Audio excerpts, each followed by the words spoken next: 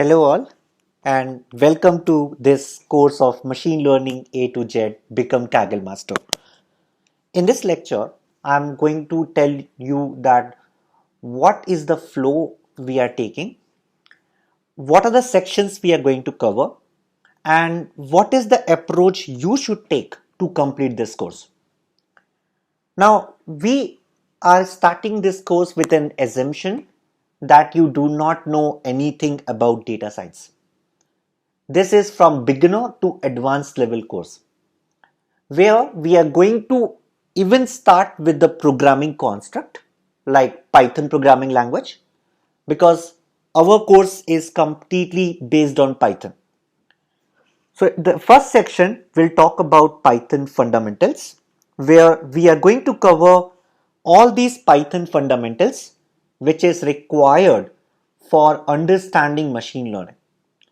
Python in itself can be a course, but we have covered enough Python to make you understand that how to work in machine learning.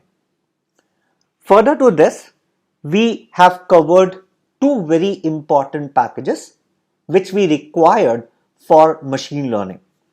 To start with, we will be having in section 2 NumPy operation and secondly pandas operation. During the whole course, you will keep noticing these two sections getting used a lot. Without this knowledge, you will find it really hard to solve any machine learning problems. That's the reason understanding of NumPy and Python is a must, and they both are Python packages. Further to this, we are going to talk about some fun with maths. The intention of adding this course, this particular section in this course is to add the mathematical intuition so that you can understand the machine learning algorithm. We have come across multiple courses where they will showcase you that how to just solve a particular problem. But our thought process is little different from that. We think that if you want to become a better data scientist, you should have really a good command on the maths, because then only you can even optimize those particular algorithms and will be able to come up with better solutions. That's the intention of adding this particular section. We will be talking about inferential statistics. This is one of the major point in inferential statistics. In fact, in machine learning, you would notice that when you start solving a problem as a data scientist, you cannot just directly jump and start creating your models and give the output. It's very important to do some sort of inferential statistics before that, and then only you can move ahead for any machine learning algorithm. That's the reason this section is again highly important. Followed by in section 6, we are going to talk about hypothesis testing. I'm pretty sure you all must have heard about this name a lot. This hypothesis testing is very important point from the machine learning point of view, especially when we'll go to topics like linear regressions and all. You will notice that this basically hypothesis testing will be very crucial at that point. So we have to understand it beforehand, and then you can basically connect that how basically using hypothesis testing we are making our assumptions and then we are making some conclusions out of it. After that, we are going to cover data visualization. This is in fact again a very important topic. In data visualization, we are going to talk about matplotlib, Seaborn, and we have also added a further case study to it. Now, sometimes it's almost impossible to give any inference by looking at some raw data. That's the reason it's important sometimes to visualize the data, because if you are able to visualize it with the help of some graph, you may be able to come up with a better conclusion rather than just looking at some raw data and drawing some conclusions out of it. Now, in section 8, we are going to talk about exploratory data analysis. Again, in this section, we are going to cover a lot of constructs of data science, like how you should be cleaning your data, what is basically your segmented analysis, what is bivariate analysis. If you look at any of the solution provided by Kaggle winners, you will notice that they do perform this section quite well. And if you learn the art of applying the exploratory data analysis, you will be able to come up with the best model. Doesn't matter how good you are in terms of your machine learning model creation, but unless and until you have acquired the skill set of exploratory data analysis, you will never be able to build some good models. And that is where a lot of times we have noticed that you can easily distinguish from an expert data scientist to a beginner data scientist. So if a person is very good in this, he will spend a lot of time in exploratory data analysis. So this section is going to be having a very high weightage. Then we will follow up with respect to our machine learning concepts, and we will start with something like simple linear regression, where we are going to start learning our first machine learning algorithm, which is going to be linear regression. You can also notice that we are going to talk about some case studies here. There will be maths, but a minimum of maths right now, because we have created a separate section for maths for linear regression. Then we will be talking about multiple linear regression.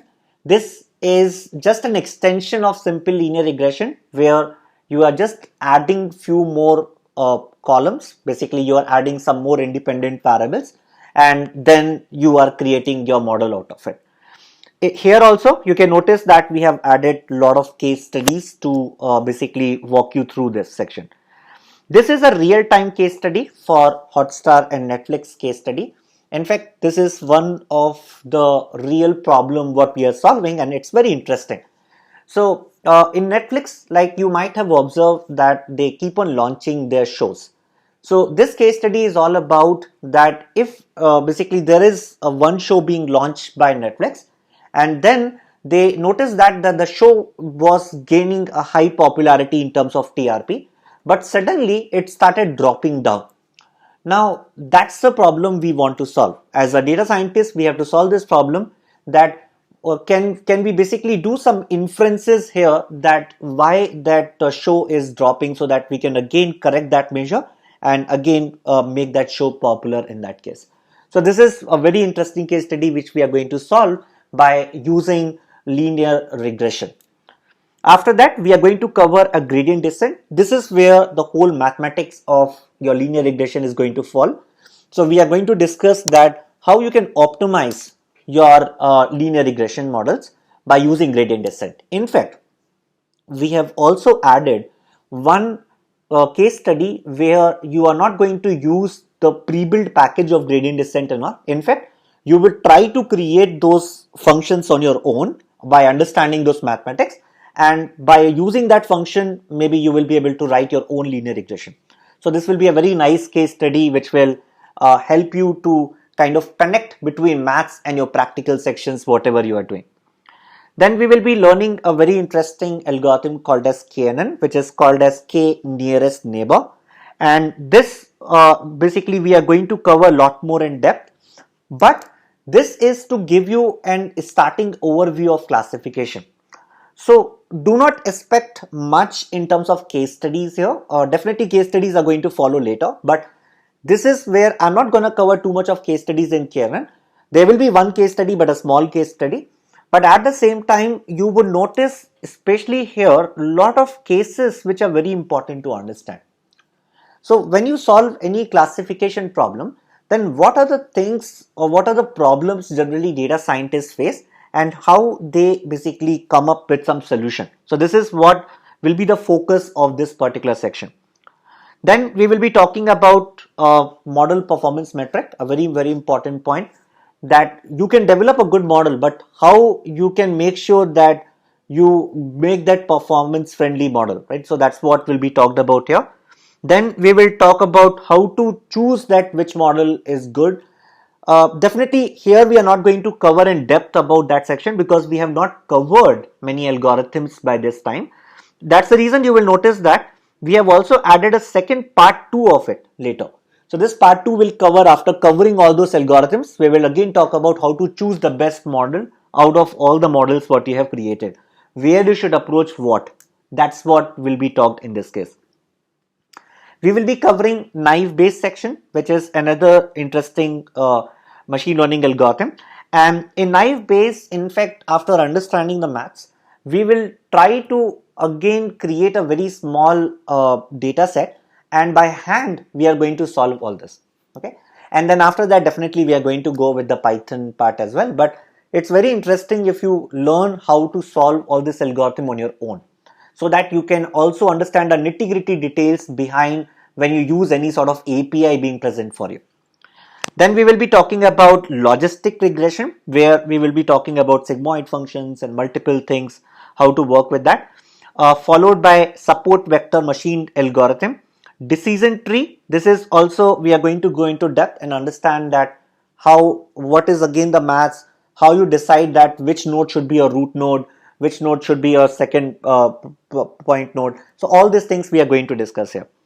Further to this, we will be talking about ensembling techniques.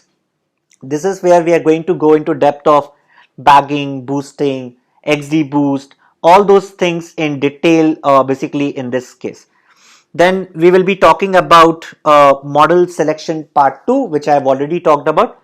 We will be covering unsupervised learning, where we will be covering about your basically what is how your k-means clustering works and so on. And we are going to cover some case studies basically in this case. This is going to be very important, dimension reduction. We are going to even talk about the maths behind it. And we are going to talk with the PCA, which is principal component analysis, that let's say you get a data set which have like huge number of columns. Let's say you have 1,000 number of columns. How you can use that data set and build a model, because definitely it's impossible for you to create a model with such a huge amount of columns. So you will be learning the idea that how to first reduce it without losing much information, and then build our models in a nice way. So that's what will be the idea behind it. Then we will also be adding some advanced machine learning algorithms, where we will be talking about like lasso regression, ridge regressions. We will be talking about regularizations concepts and so on. So there we will be covering some advanced concepts here. And followed by, we will be having a deep learning basically topic, where we are going to introduce you with the word of deep learning, and then we are going to solve a full-fledged project on Kaggle. So this is the whole idea. And even in few previous case studies, for example, if you will look at one SVM case studies, you will still notice some Kaggle problems being solved there as well. Okay, so though this is a bigger Kaggle problem we are solving, but even before this we have solved few of the Kaggle problems which you will be basically learning out in those sections as well. So this is the whole structure all about, which you have to follow. Now one thing to basically keep in mind, that this course is a little bigger course.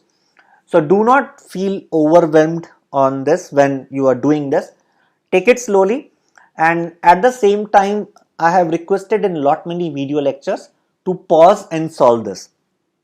Please take those instructions well, and you have to pause that video wherever I've asked you, and then try to solve that problem first on your own, and after that only you go ahead and start approaching the further steps.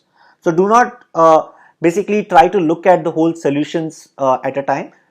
You should first try it. That's being done intentionally, because then only you will be able to understand those solutions well.